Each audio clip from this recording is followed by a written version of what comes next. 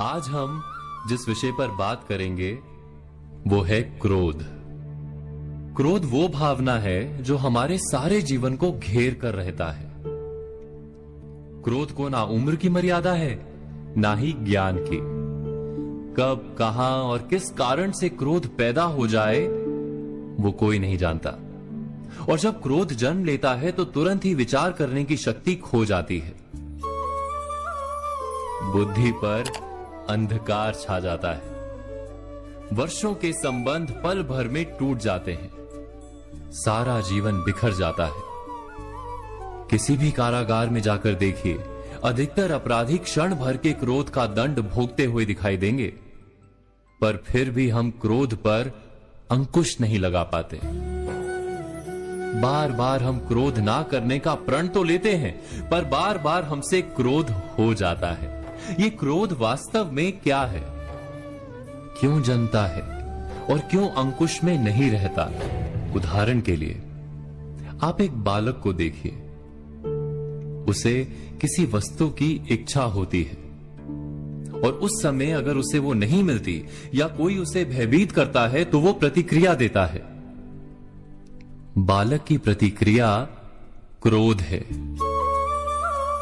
क्योंकि बालक निर्बल है, निसहाय है। बालक अपनों से बड़ों को अपने वजूद का एहसास, अपने अस्तित्व की प्रतीति करवाने का प्रयास करता है क्रोध के माध्यम से। बड़े होने पर भी हम क्या ऐसा ही नहीं करते? क्या क्रोध हमारे भीतर बैठे बालक का प्रतिभाव नहीं? अर्थात क्या क्रोध वास्तव में केवल बालक जैसे व्यवहार का नाम नहीं?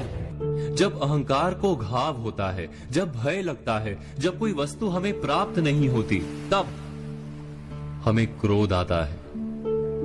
ठीक किसी बालक की भांति। हम जानते हैं कि आईने के सामने खड़े होकर मुंह बनाने का खेल बालकों को शोभा देता है, बड़ों को शोभा नहीं देता। फिर भी हम बालक की भांति क्रोध करना बंद नहीं करते।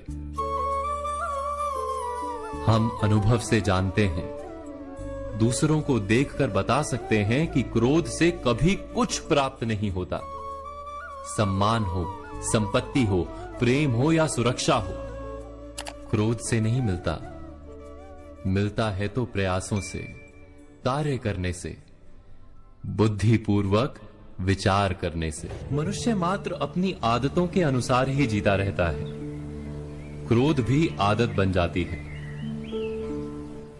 हमारे चाहते हुए भी हम अपने प्रतिभावों को रोक नहीं पाते।